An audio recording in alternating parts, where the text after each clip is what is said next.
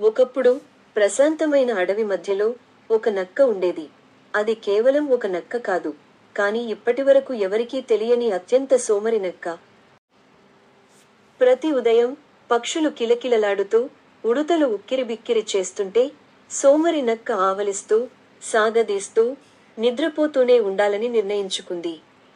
అతని అడవి స్నేహితులు అతన్ని కదిలించడానికి అన్ని ప్రయత్నాలు చేశారు.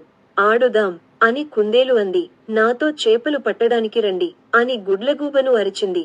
కాని నక్క మాత్రం వెనక్కి తిరిగి, తర్వాత ఆడుదాం అని గొణుగుతూ అంది. ఒకరోజు నల్లటి మేఘాలు కమ్ముకున్నాయి. ఆకాశం గర్జించింది. గాలి వీచింది. తుఫాను వస్తోంది.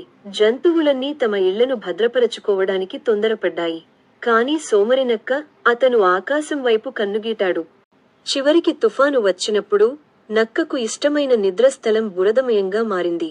చలి, తడి, వణుకుతో అతను గ్రహించాడు, బహుశా కొంచెం చురుకుగా ఉండటం అంత చెడ్డది కాదు. మరుసటి రోజు సూర్యుడు ఉదయించాడు. మరియు మారిన కొత్త నక్క కూడా వచ్చింది. ఆ నక్క ఇప్పటికీ నిద్రపోవడానికి ఇష్టపడేది, కాని తన స్నేహితులకు సహాయం చేసింది. హాయిగా ఉండే డెన్ నిర్మించింది మరియు ఒక ఆట కూడా ఆడింది.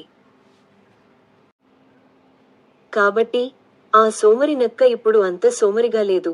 కొంచెం, కానీ పర్వాలేదు. ప్రతి ఒక్కరికి అప్పుడప్పుడు మంచి నిద్ర అవసరం.